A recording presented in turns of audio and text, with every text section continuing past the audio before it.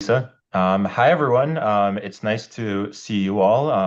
Some your faces, some your names, but feel free to get comfortable. And again, no need to take notes or try to memorize everything. I'll make sure you all have the materials in the email that Lisa sends. But it's nice to meet everyone. For those that I haven't had the fortune of meeting yet, my name is Mark Livshots. I'm one of the therapists and clinical associates here at the center. I see individuals and couples for counseling, as well as facilitate a number of our support groups. I'm also the men's programming coordinator, so heavily involved in those programs. And one of my clinical interests, the reason that you all joined today, is Chemo-Brain. So we'll get more into what Chemo-Brain is and ways to identify it, but also ways to adapt to it today. So let me just get situated here with my screens. And like Lisa mentioned, feel free to send any questions in the chat during the presentation. If I'll stop a couple times, feel free to unmute yourself if you're comfortable, but just know that that will be in the recording. Otherwise, we'll stop the recording at the end and have offline Q&A towards the end. Everyone can see my screen, right? The title screen? Okay, perfect. Okay. So like I mentioned, we'll do a brief overview of what Chemo-Brain is. We'll talk about optimizing the nervous system. We'll talk about the feedback loop of Chemo-Brain, which is really one of the main ideas I hoped to convey to you all today. The main part of the presentation, we'll be talking about interventions. As you'll see, treatments are still being researched, and there are, of course, I'm not a medical professional, so I, will not advise on any medications or medical treatments. But what we will talk about is ways to cope and adapt to Chemo-Brain and its effects. So, and of course, we'll have some Q&A as well. So first, I want to go over chemotherapy side effects, and we all know the endless list of chemo side effects. Anything from hair loss to constipation, diarrhea, anemia, loss of nails, so on and so forth. And there are just so many.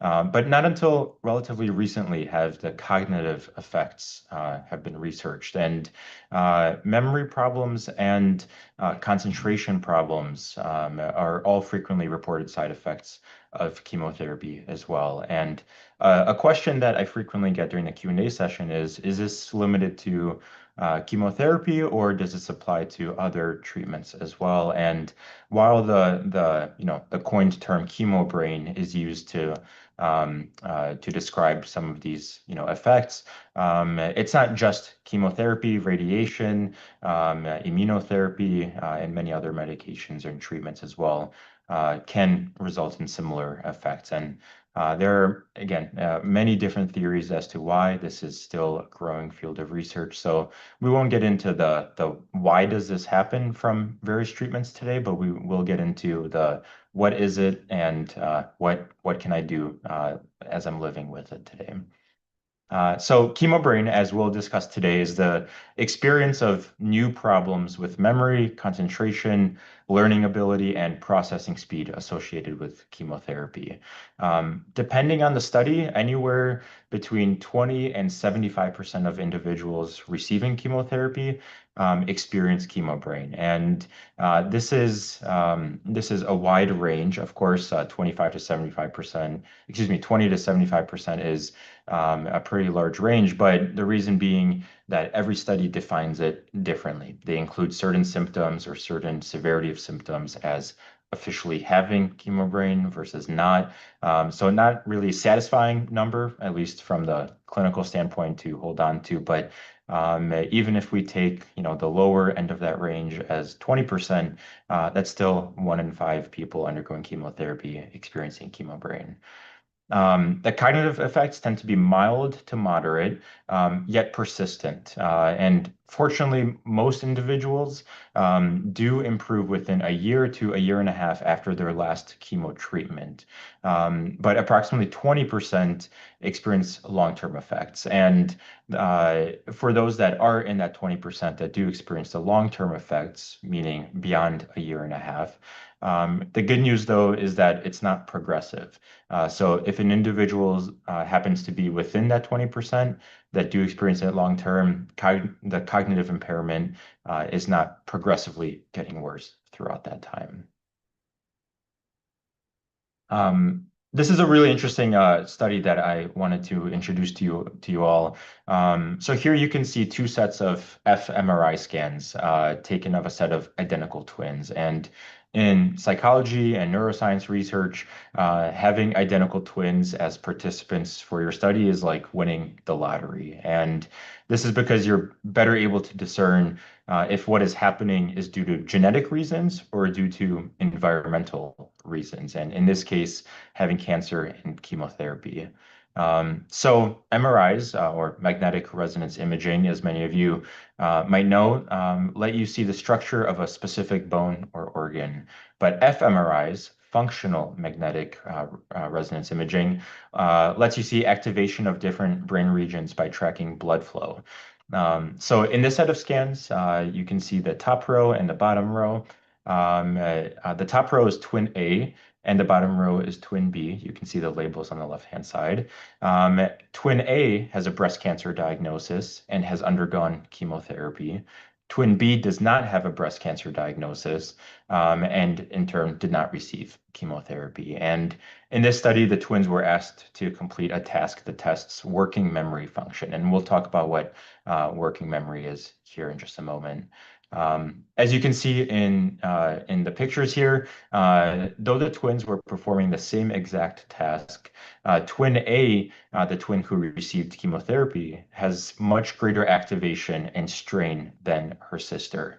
And it's important to note for our purposes here that both twins successfully completed the task, though it was much more cognitively demanding for twin A and may have taken slightly longer to arrive there. So certainly very interesting findings in this study. So just some definitions, and again, you'll have all of these materials, so no need to take notes or try to remember all of it. But I wanted to go over a handful of definitions, just of different terms that you might hear me mention or refer to today, just to make sure that we're all on the same page. So concentration is the ability to absorb and process information. And for this, you're either concentrating or you're not. It's like an on-off switch, is how I like to think about it. Attention is the ability to apply focus on an item. And so for this, it's like a spotlight that you can direct.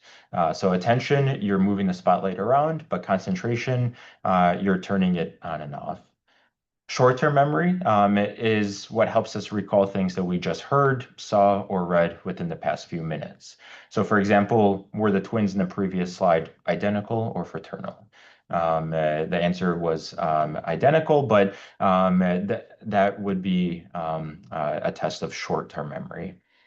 Long-term memory is the ability to recall things from a long time ago, from 30 minutes ago to years ago.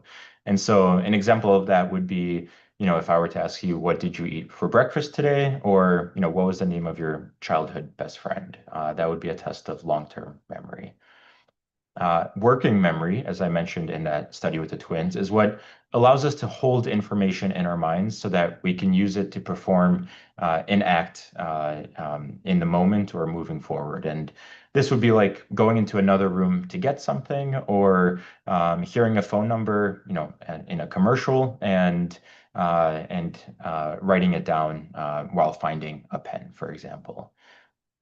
Memory consolidation is the structural neuronal change. It can be a little scary to think about, but for myself, very fascinating as well. That memories are essentially connections of different neurons forming in our brains, and forgetting, which we'll talk about later on, can also be neuronal change in terms of neurons, either not having the same connections they did before, or deteriorating altogether. But memory consolidation is the structural neuronal change leading to recently learned experiences being transformed into long-term memory.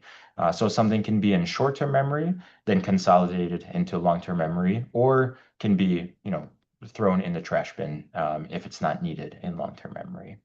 But again, no need to remember all this. Just wanted to introduce you all to some of these ideas. So I want to talk to you all about optimal arousal. And a big idea surrounding Chemo-Brain is this notion of optimal arousal. This can also be thought of as a mental stimulation or stress. And as it turns out, this is extremely important for memory consolidation and performance as well. Cortisol, which is the stress hormone, as some of you might know, is released by the adrenal glands in response to stress. And when functioning normally, cortisol reduces inflammation, increases sugar or glucose into the bloodstream, and shuts down any non-essential bodily functions that are not needed in emergencies. The hippocampus, which is the memory center of the brain, and the prefrontal cortex, which controls attention, among many other things, have many receptors for cortisol. And this means that they are particularly sensitive to its effects, essentially. In addition, cortisol diverts blood flow and inhibits glucose utilization in the hippocampus, which means it has less access to energy. This chart that you can see here shows a relationship between arousal and memory performance. As you can see, too little arousal leads to poor performance. So imagine just waking up from a long, deep nap, and somebody asks you, where did you put your keys when you got home yesterday? Chances are your answer won't be that accurate or that easy to retrieve. But similarly, too much arousal and your cognitive performance will be negatively impacted as well. And so you can imagine if, sirens and fire alarms are going off all around you in this very moment, you wouldn't be able to concentrate on what I'm saying right now, as well as if you were in a peaceful, calm environment. Um, the sweet spot is right in the middle, the Goldilocks effect, essentially, and where you have enough stimulation to keep your hippocampus and prefrontal cortex functioning, but not too much where it overwhelms your entire system. And interestingly, both internal and external processes here can impact the amount of arousal and stress that your body experiences. A stressful environment, for example. So if it's loud, crowded, overwhelming, in the grocery store, for example, you might not be able to, retrieve your PIN number for your debit card as easily. Um, for example, you might be anxious about a doctor's appointment, and that leads to a stress response. And in turn, you don't remember or retain as much from that appointment. And so then you have to come back to either your notes or follow up with a doctor or a caregiver to try to remember what was discussed. But also anxiety and stress regarding memory problems themselves it can lead to the stress response. And that's what we'll talk about right here. So I want to walk you through the feedback loop that individuals with Chemo-Brain frequently experience. And so first, Chemo-Brain leads to having difficulty with daily cognitive tasks. And these tasks can be remembering where you put your keys when you got home, when your appointment is, finding, what that specific word is that you're trying to remember, or remembering what someone said a few minutes ago. This difficulty creates a subjective perception of a disparity between your cognitive demands and current cognitive abilities. In other words, there becomes a gap between what is expected of your memory and attention and your current cognitive abilities. This frequently leads to a distress response, something like, "This is so frustrating. I hate when this happens. I will never have the memory I had before chemo. This is so embarrassing," so on and so forth. This might sound familiar to many of you. These responses signal cortisol to be released, which further exacerbates Chemo-Brain. And it's through this cycle, cognitive impairments are continuously amplified and prolonged. Another way of summarizing this is that the cycle of Chemo-Brain that induces a distress response, the high arousal state that this triggers leads to additional Chemo-Brain difficulties. So it's essentially a self-propelling feedback loop. Um, This is slightly pivoting, but I promise this will all come together here shortly.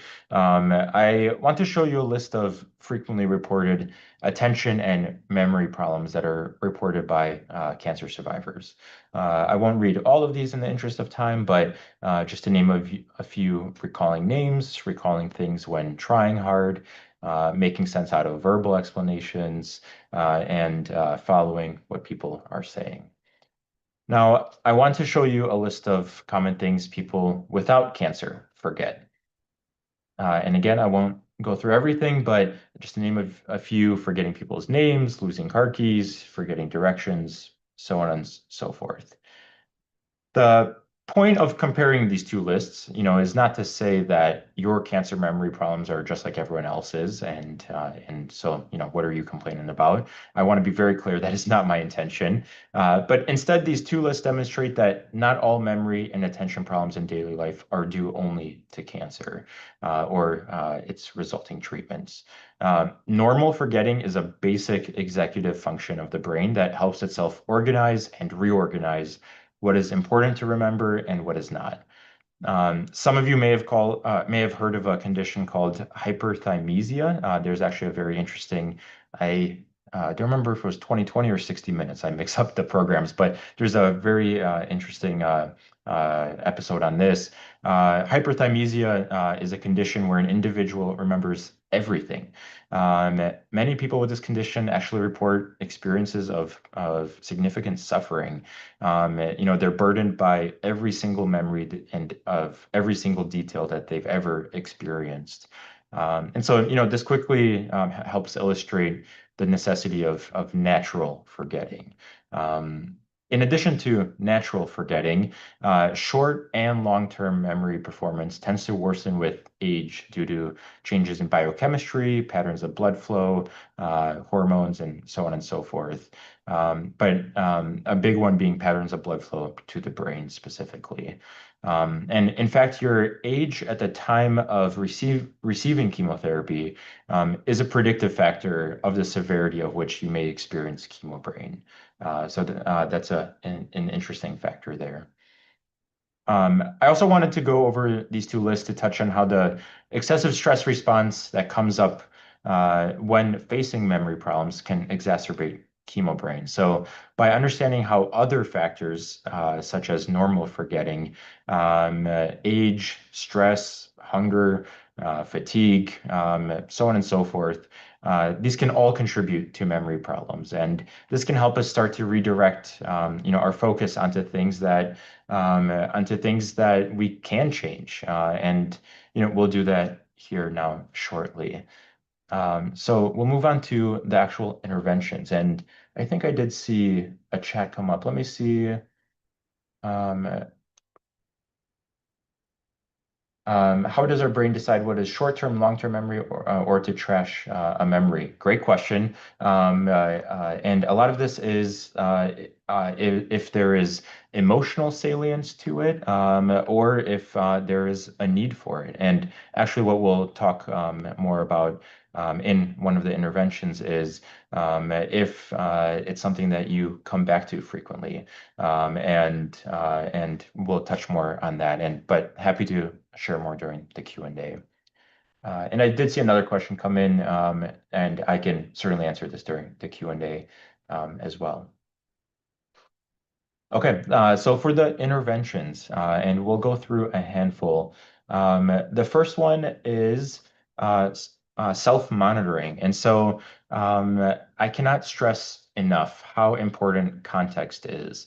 Uh, Something I say to my clients is context, context, context.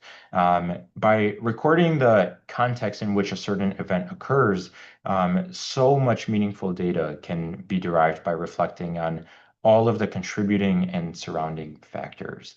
The time of day, level of distress, what was happening around you, how you were feeling right before and during, the task, so on and so forth. So what happened? When did this happen? What happened right before? These are all important questions to be asking yourselves as you think about what could be contributing to a time when you are experiencing memory or attention difficulties. Some examples of contextual factors to consider are tiredness, hunger, lighting. Some people might feel overstimulated by too bright lights, but also maybe understimulated by it's too dark in here, or vice versa. Again, everybody is different. The time of day, your emotional state, your stress levels, and I'm sure you can think of many more examples of contextual factors. But when enough of these recordings are completed, patterns and themes can be reflected on and can start to emerge, and in turn, changes can be made accordingly. If you see that hunger is a common theme, make sure to pack extra snacks in your purse or keep them in your car. If stress is a common problem, then relaxation techniques will be a good technique, and we'll talk about some here shortly.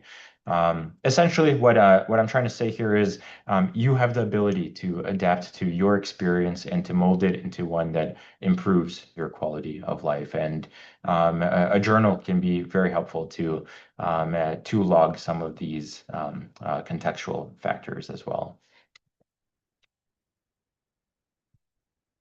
Next is self-instruction. So we had self-monitoring, here's self-instruction. And in self-instruction, the goal is to reorient yourself and focus on a task in order to not let these internal processes interfere. So, for example, when trying to remember something and the right word isn't coming to mind for you, someone might say, shoot, my chemo brain is so bad. I'm never going to remember things. This is so frustrating, so on and so forth. This can be distracting, invalidating, and can shut down the process of trying to achieve the goal at hand. So instead, self-instruction is a way to talk yourself through the task. And I'll demonstrate here with a simple demographics form I just quickly put together that you might find at a doctor's office. And this might be the simplest and quickest of forms at a doctor's office, but just enough to get the point across. So if I was filling this out, all right, what is it I have to do? I'm going to fill out this form. Okay, let me see. First, I will fill in my name. Okay, Mark, M-A-R-K. Good. Okay, now my date of birth. Make sure I have the right year. Okay. Address. Okay, my address is 215 Revere Drive. Whoops, I put lane. Okay, no worries. That's okay. I will just erase it and fix it to drive. I might hear a noise in the background and say, I'm distracted by noise, but that's okay. I'm refocusing now. Let's fill out phone numbers and so on and so forth. So notice the difference between I'm distracted by some background noise, but that's okay. I'm refocusing now. To I always forget the zip code. This is so embarrassing. I'll never have the mind I had before chemo. The goal is to matter-of-factly but gently guide focus back to the task at hand. The best effects will come from talking to yourself like this during most daily tasks.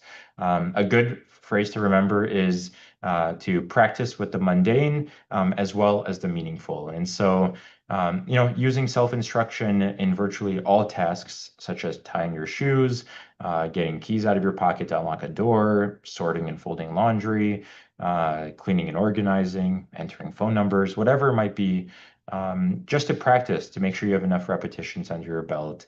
The goal for self-instruction is to become automatic and in good form when the pressure is on to actually perform well in an important task that isn't trivial, such as maybe folding laundry, entering phone numbers, and so on. So we had self-monitoring, we had self-instruction. Next is progressive muscle relaxation. I'll be referring to progressive muscle relaxation, that tongue twister, as PMR. PMR is an exercise where you can lay flat on a mat, a couch, a bed, a recliner, whatever is most comfortable to you, and slowly flex and relax a series of muscle groups as guided by a recording. The reason for flexing is because muscles actually relax more after they have been slightly flexed. Some very interesting physiology research that demonstrated this. Imagine, how comfortable that couch in the living room is after, a long day.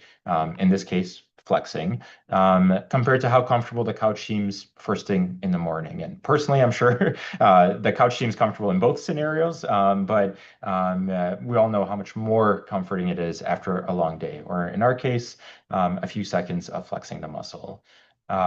When doing this exercise, I want to have a disclaimer of to please listen to your body and do not flex or strain to a point where it hurts. If you cannot flex a certain muscle group, you can just direct focus and attention to that muscle group and relax during that part and pick back up where you're more comfortable.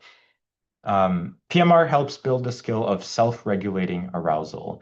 So if you think back to that upside down U graph, PMR helps you take control of your own arousal state instead of hoping the high arousal state will eventually decrease on its own.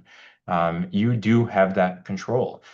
Reducing arousal helps improve attention, which leads to improved learning of information for future recall. So that consolidation, as I mentioned earlier.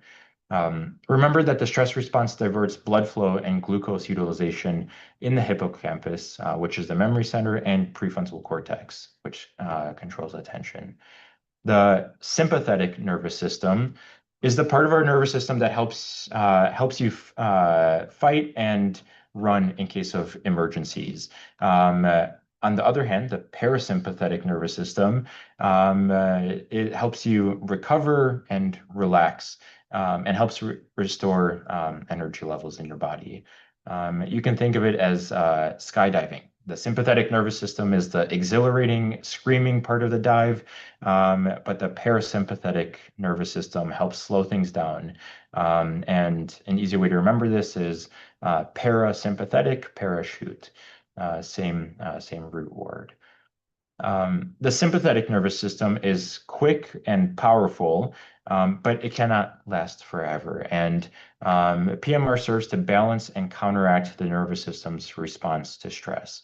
The vagus nerve, which is one of the main nerves of the parasympathetic nervous system, consists of nerves traveling between the body and the brain, and are actually 80% in the direction of running towards the brain, sending signals from the body to the brain, and only about 20% in the direction of your body, meaning sending signals from your brain to your body.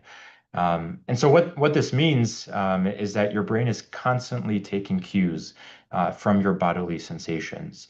If your muscles are tight and flexed, your sympathetic nervous system interprets that as cause for being on edge and activated.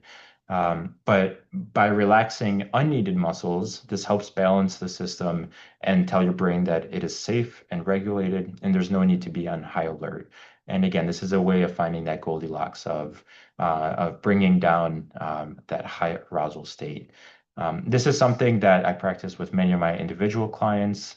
Again, this is something that can be practiced very discreetly, right? You can do so in the car before going into an appointment. You can do it in the waiting room. You could even do it in the appointment room, before the nurse or doctor walks in.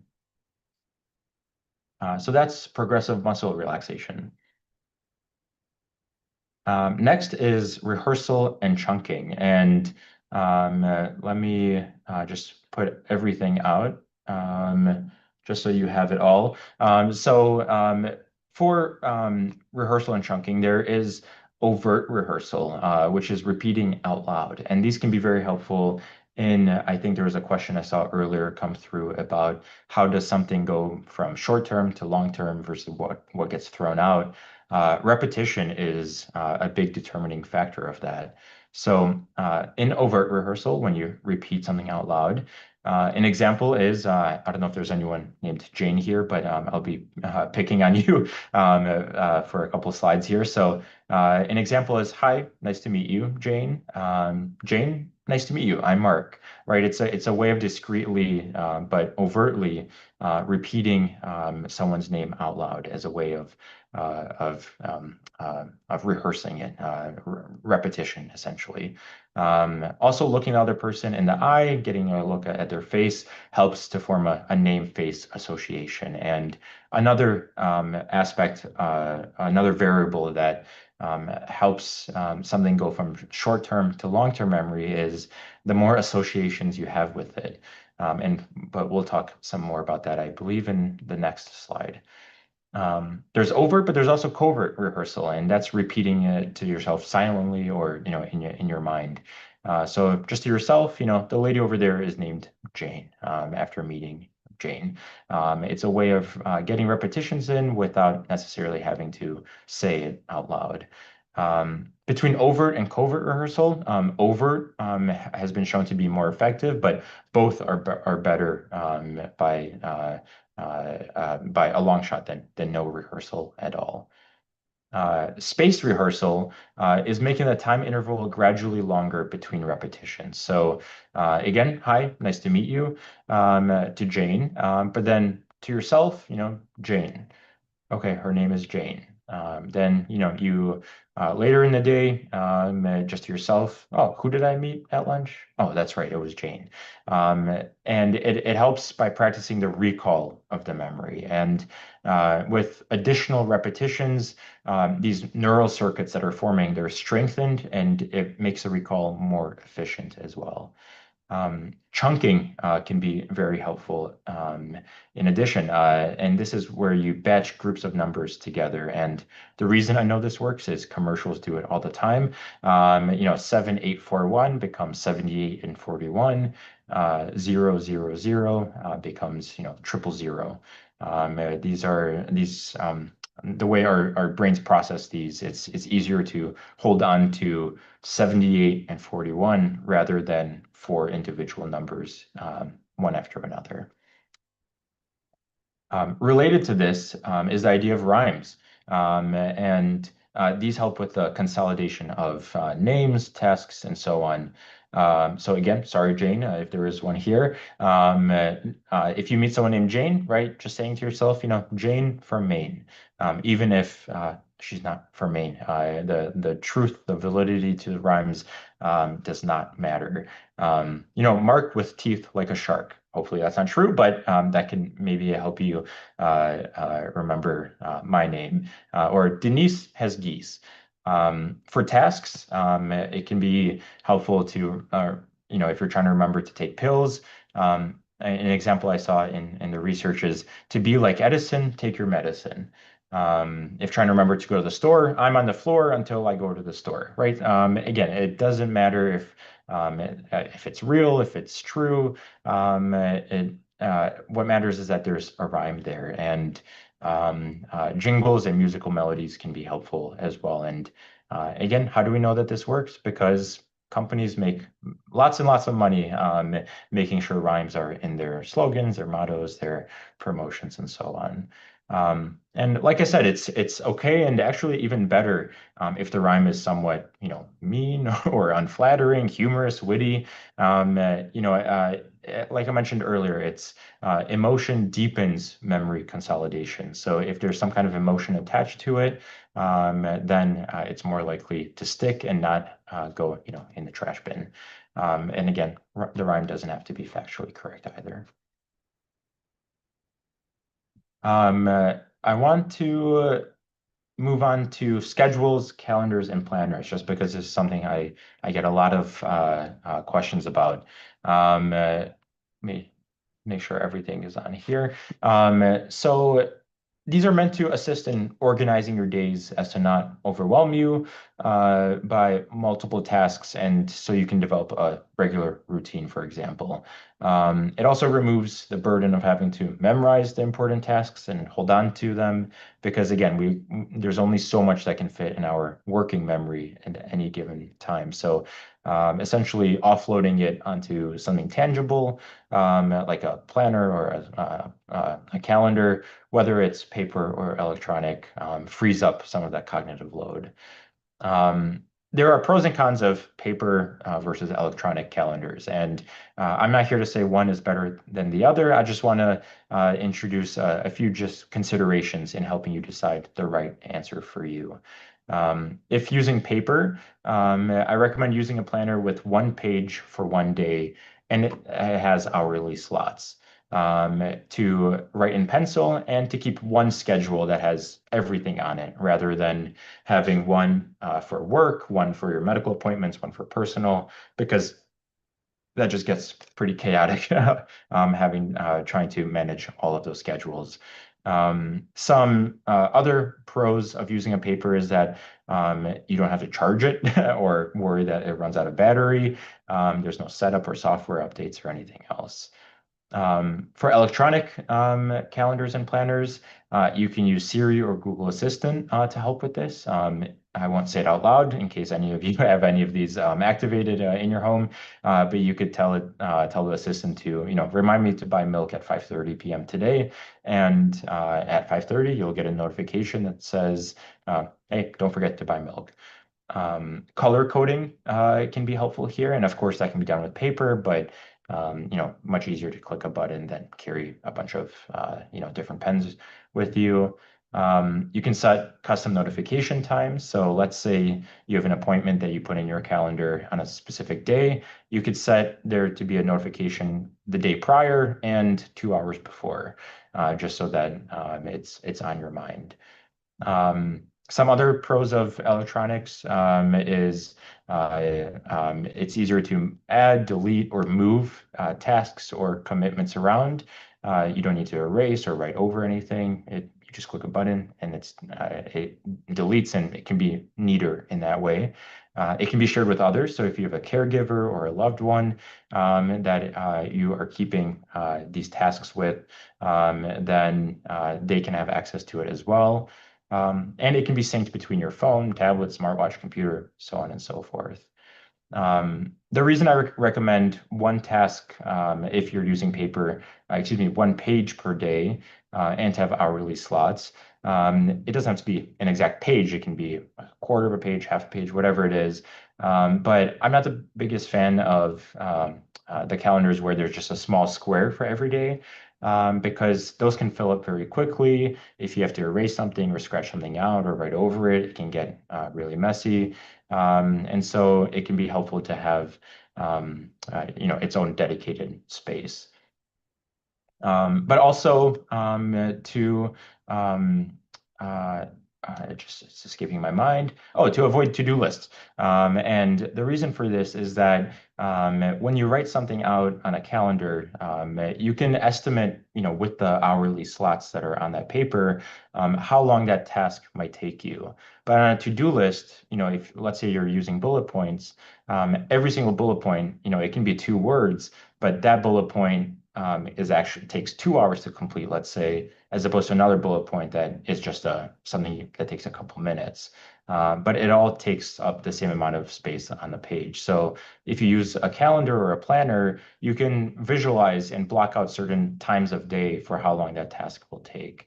But again, if you're someone that thrives off of to-do lists, you like checking things off, please do not stop using it. Do what works for you. But this is just something I've come across in working with clients on this. And just to summarize, we talked about self-monitoring, self-instruction, PMR, rehearsal and chunking, rhymes and schedules, calendars and planners, and just an invitation for some practice if you'd like. Try memorizing one phone number that you don't already have memorized. And if you need an example, that's the front desk phone number for Cancer Wellness Center. Good number to know. You can go on a walk or a drive to a new destination, right? Look at directions ahead of time. Use some of these techniques in helping you rehearse or memorize some of the instructions or directions. And, of course, in a safe environment, try to navigate there without the help of GPS. Um, Progressive muscle relaxation, I recommend clients to do this daily, especially as you're getting started, because the first time you do it, you won't get the full benefit of it. But it's from that repeated use, that repeated practice, I should say, where the benefits really start to emerge.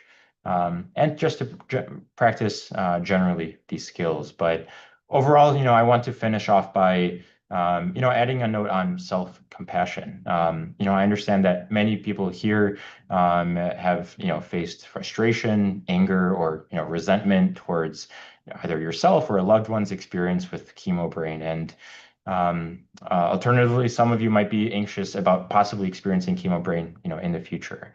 As you implement these techniques, I hope you notice progress and shifts in your Chemo-Brain symptoms or your loved ones. But alternatively, there's the likelihood that a couple of times of practicing a skill isn't enough to notice much of a difference. So, please remember that, taking care of your cognitive and mental health is a continuous process, and there will be ebbs and flows in your experiences. But I hope I can continue to be a resource for you as you begin to implement these skills. And here's my email address if you have any follow-up questions, or at any point, if there's anything else I can help with, please feel free to reach out. But that's the presentation. Let me close out of this. And Lisa, if you don't mind